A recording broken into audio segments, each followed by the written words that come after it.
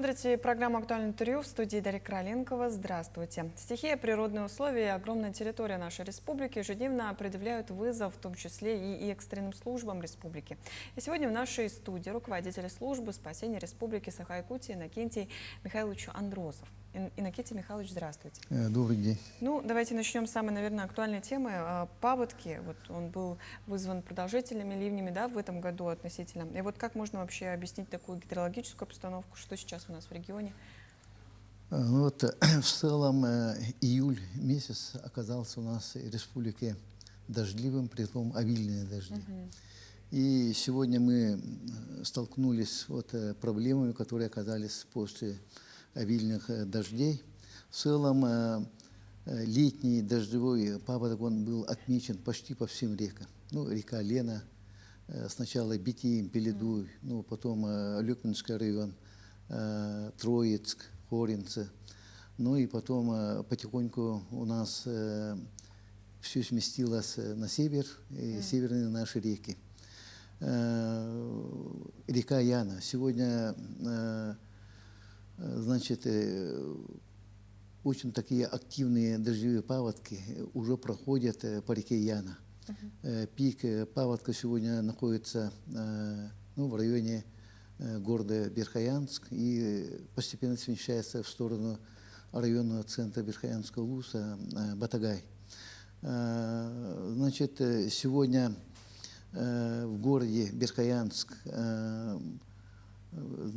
затоплены 31 дворовая территория и 30 дворовых домов, 2 социально значимых объекта, это территория городской больницы. А рядом на той стороне реки находится село Боронук. Отметки у них сегодня, отметка уровня воды 1054, а у них опасное явление, отметка 970. Поэтому там побольше 51 дворовая территория и 49 жилых домов находятся сейчас в воде. Дело в том, что в этом году сначала мы помним Эвено-Батантайский район, дожди шли, там количество осадков было настолько высоко, что просто невозможно без такого дождевого паводка. Сейчас смещается, 4 часа утра уже отметки сравнились, мы, отметили 0.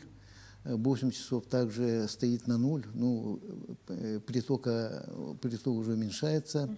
И в связи с этим можно однозначно говорить о том, что пик паводка уже уйдет вниз, в сторону поселка Батагай.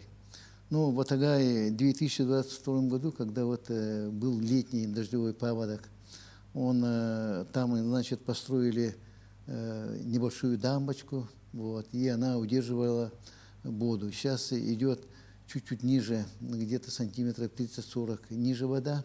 Надеемся, что в Батагае подъем воды будет не как в 2022 году, и надеемся, что все пронесет, нормально будет в Батагае. Ниже село Ханисардах, и дальше крайний поселок Верхоянского улуса, это Сайды. Сайды уже у нас был затоплен, дождевым паводком по реке Батантай. Это после Эвено-Батантайского района. Поэтому там сейчас сегодня на всех населенных пунктах находятся спасатели нашей службы спасения республики, помогают людям, занимаются эвакуацией.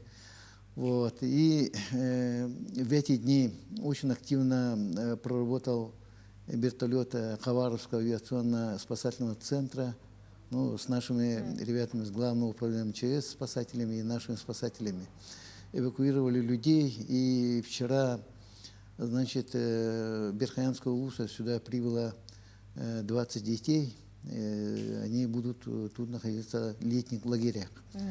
Следующая неделя, после прохождения техобслуживания, вертолет вернется, МЧС. Будем также активно работать в этих населенных пунктах вместе с населением. Это эвакуация, это перевозка гуманитарной помощи. Мы уже в этой неделе довезли до села Сайды, Дулгалар и Сурдах порядка 6 тонн гуманитарной помощи. Эта часть собрана жителями, уроженцами Берхаянского района. Ну и на следующей неделе уже правительством республики принято решение направить студенческие отряды. Порядка 40 человек готовится сейчас. На следующей неделе, видимо, будет перевозка детей Берхаянского района на летние лагеря. Ну, вся эта работа запланирована, постоянно идут оперативные совещания Министерства по делам гражданской обороны, и мы все вместе должны решать эти вопросы. Ну и потом пройдет подсчет ущерба, ну и восстановительная работа, как было в 2022 году. На других реках у нас также были такие же проблемы от дождевого паводка. Сегодня надо говорить о том, что очень большие затопления от дождевого паводка произошли на территории Сунтарского района. Из Белюйской группы улусов только вот в Сунтарском улусе выпала на одни сутки месячная норма. И сегодня там почти 80% площади сенокосного угодья находится под водой. Кроме того, из 180 жилых домов, дворовых территорий сегодня половина освободились. Порядка осталось 80 дворовых территорий, ну, домам и так далее. Поэтому там тоже не очень такое непростое сегодня дело. А сейчас там выполняются какие поддержки? Ну, там, конечно же, в целом-то Сунтарский район, ну, это не север, находится чуть ближе, поэтому силами района в основном сегодня проводится работа по устранению вот ущерба. Да, ущерба. Вот. А, кроме того, на сегодня отмечаются некоторые, значит, подъемы по реке Алда. Это в поселке Чагда, в Усмайском районе. Подъем отметили порядка 2,5 метров. Но это, я думаю, должно быть в целом нормально пройти по реке Алда. По реке Индигирка сегодня 9 дворовых территорий затоплены в селе Каверганя Абыйского улуса. По Момскому району там пронесло более-менее на высоких уровнях, там пик паводка проходит постепенно. То есть сейчас там ситуация уже... Ну, в целом-то надеемся, что в других населенных пунктах Абыйского района должно быть нормально. А по Кавергине там 9 дворовых территорий. Ну, вода уже там убывает. Вот. А наибольшую тревогу какая река вот вызывает? Ну, в целом-то вот сегодня, как я сказал, это Яна. Яна. Река Яна. Ну, давайте отойдем немножко от темы паводка. И вы же еще, да, служба спасения занимается и поиском еще затерявшихся людей. Сейчас какая вообще статистика в регионе за прошедший сезон? Вот, который... У нас, ну, летний сезон, у нас вообще июль месяц, между тем, хотя занимались паводками, наши спасатели реагировали, ну, скажем, десятки таких поисковых работ. Ну, можно сегодня сказать, некоторые из них, вот позавчера мы завершили 17 дней поисковых работ в Хангаласском улусе, границе с горным районом. Вот как раз мужчина вчера, он вышел сенокосчиком спустя 25 дней. Вот, поэтому в целом-то поисковые работы, они очень хорошо были проведены, но, к сожалению, наши вернулись безрезультатно. Но вот видите, вечером все-таки мужчина вышел и сегодня находится в больнице. Вот. Потом в эти дни, к сожалению, ну, произошли трагические случаи. Это на реке Амга, Татинском улусе, под село Харбалах, перевернулась опять лодка. Двое утонули и очень быстро нашли наши спасатели. Вот. И второй случай вот, буквально позавчера произошел в Намском районе, около Грабского берега села. утонул человек 25 метров в середине озера, протоки. Наши спасатели его нашли в 6-метровой глубине. Поэтому, к сожалению, вот такие случаи, они происходят, поэтому люди должны как-то быть бдительными перед тем купаться в таких неотведенных местах и так далее. А кто вот чаще всего по статистике пропадает? Почему такая тенденция вообще? В целом, Причины? вот у нас сейчас начнется время сбора ягод, дикоросов, Грибов там. да, грибов. В это время в целом теряются пожилые люди.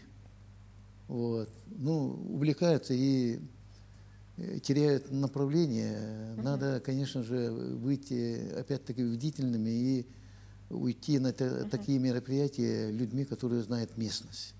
И хотя бы с собой всегда держать заряженный телефон. Если такие случаи потерялся, тогда сразу звонить и так далее. Ну и желательно перед отходом, наверное, сообщать своим близким. Да? Перед отходом, да, сообщать, выездом сообщать, в каком направлении и когда будут, и когда вернутся. А как вообще поиски проходят людей? Поиски, да, поиски проходят, поступают донесения, вызова. Сразу. Это через 112, через Центр управления кризисными ситуациями или прямо звонят нам в службы спасения. После этого управление поисково-спасательных работ по регламенту он буквально сразу же начинает реагировать. Если вообще нет таких точных данных, мы определяем, все сообщаем вместе, определяем, каким способом, когда и как начать поисковую работу. После этого начинаем реагировать. Бывает, люди теряются где-то на северах, вообще недоступных местах, тогда реагируют наши спасатели от наших районных отрядов. В 11 районах находятся наши спасательные службы.